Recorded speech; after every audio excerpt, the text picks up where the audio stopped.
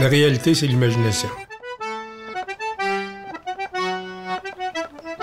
De cette génération-là, il y a eu très peu de gens. Ils sont une poignée, peut-être une cinquantaine de personnes, qui auront rêvé très grand à ce que l'art puisse changer la vie.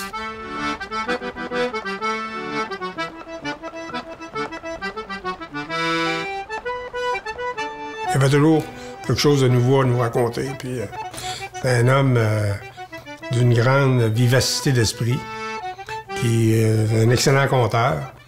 Puis il y avait toujours des choses inédites aussi à nous raconter parce qu'il a connu des gens comme Picasso, comme Dali, pour en nommer plusieurs. C'est tout un univers qui est grâce à M. Riopel que j'ai découvert. C'était l'histoire, finalement, artistique, culturelle, intellectuelle également du Québec, à partir des années 1918, aller jusqu'aux années le début des années 2000. Il y avait toujours un bout d'aventure avec Jean-Paul Riopel. Il aimait faire pleurer les enfants. Il leur faisait des grimaces jusqu'à ce que l'enfant découvre que c'était un jeu. Alors Jean-Paul pouvait insister pendant 15-20 minutes à faire le lait, à s'étirer les oreilles, à faire des grimaces, à faire des bruits. Puis l'enfant pleurait et finalement se rendait compte que Jean-Paul était en train de jouer avec lui. Et là, il l'avait gagné. Bien, c'était un homme puis de peu de paroles, mais un homme extrêmement bon, sympathique, généreux. Il dit dans la vie, il dit si tu veux bien vivre, il dit garde les femmes de ton bord. Bien ça, je me rappellerai toujours de ça. Il dégageait tellement, il avait un charisme tellement grand, les gens savaient qu'il avait affaire à quelqu'un d'important. Sans connaître le nom, sans savoir ce qu'il faisait, il dégageait beaucoup.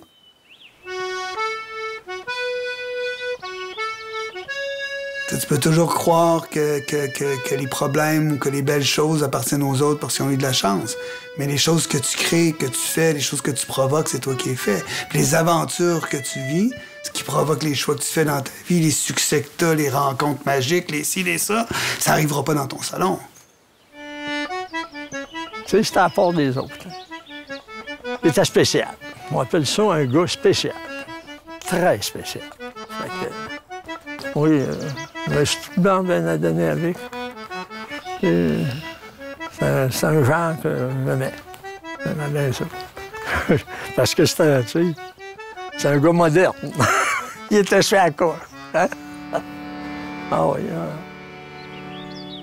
Jean-Paul avait atteint une grande humilité, je dirais.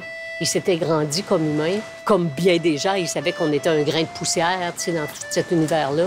Puis même lui, même s'il a traversé les continents, qui a été connu partout, puis qui était adulé, il restait cet homme fragile, comme ça, qui avait peur de la mort, qui avait peur des séparations, qui avait peur de perdre des gens. Jean-Paul était un être complètement émotif, d'émotions, et puis il faisait énormément d'angoisse, oui. C'était pas un être tranquille, là. La vie, c'était pas un long fleuve tranquille pour lui. Moi, j'ai la profonde conviction que Jean-Paul Riopel voulait changer le monde.